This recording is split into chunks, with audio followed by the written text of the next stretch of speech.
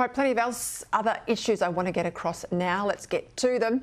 Daily Telegraph James Willis and media commentator Kiralee Katsimbarnis.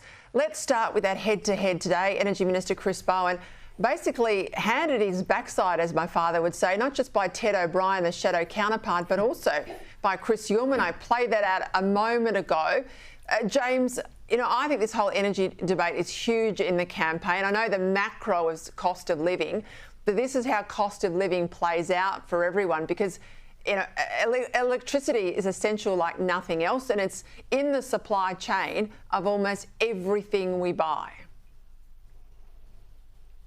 Well, Peter, that's right, and it comes back to how small businesses survive. It comes back to business. It comes back to larger industry and having enough power and not being told that we're going for blackouts or brownouts and they could be in trouble. But it was refreshing and about time that Chris Bowen copped some serious tough questions, and I thought Chris Uhlmann handled that very well. The response was terribly disrespectful and disgraceful to his journalism and also to Sky News, but Chris Bowen has been refusing the tough interviews. He doesn't go on a lot on Talkback Radio. He rarely does interviews with anyone of merit. He's happy to go on social media and bag Peter Dutton and spruik his own policies without challenge. But you're right, this should be front and centre, and Peter Dutton and his senior opposition front bench cannot be talking about this enough. From the power bills that mum and dad play right up to the top end of town, they have failed on this. And look, they could have taken a leaf out of Peter Dutton's book, and Chris Bowen by now and Anthony Albanese should have said, look, energy, it's volatile. There's been international factors,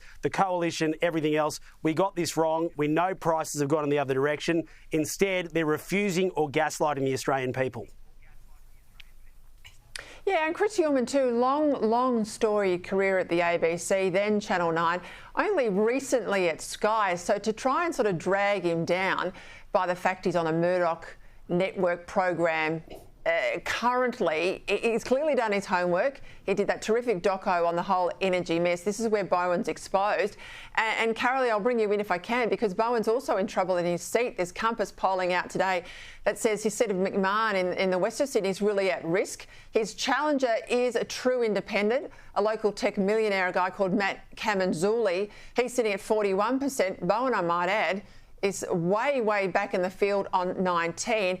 It's a real conservative seat, underlying in a social conservative sense. It voted no to same-sex marriage. It voted no to the voice. The Libs have got about 20% support there. So in terms of the preference flows, I reckon Bowen's in real trouble.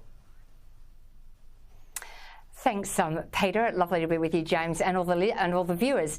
Look, it is quite prophetic, isn't it? It was only half a dozen years ago that Chris Bowen said the infamous, well, if you don't like our policies, don't vote for us. So, I mean, it's good to know that he's reminding the actual electorate of that. And as you say, it's even more ironic. You know, the treatment of Chris Uhlmann, as you said, very disrespectful. Good to know that Chris Bowen keeps an eye on Sky News, Australia's news leader. But it gets away from the point that he just seems wedded to this green hydrogen renewables package when a lot of other people and countries have got out of it. Even Andrew Twiggy Forrest has called it quits. He's abandoned all his green hydrogen projects. But the bottom line is, Chris Uhlmann was quite right. No one's power prices have gone down. Bowen hasn't taken responsibility for that pledge that our power bills would go down by $275, and he's still on the bandwagon. He's always the first one that when Dutton, you know, proposed nuclear, you know, the three-eyed fish and the three-headed this and that and what have you.